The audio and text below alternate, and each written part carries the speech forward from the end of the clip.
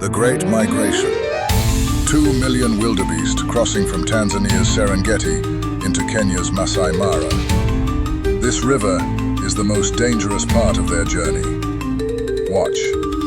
They hesitate at the edge. They know what's waiting. Crocodiles, fast current, steep banks. But the grass on the other side means survival. So they jump. Thousands at once. Chaos, panic, instinct. Some will drown. Some will be taken by crocodiles. Some will be trampled. But most will make it. This crossing happens once a year, July to October. Timing is everything.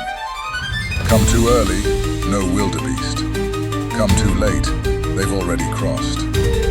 This is why people travel across the world to Masai Mara, the greatest wildlife spectacle on Earth.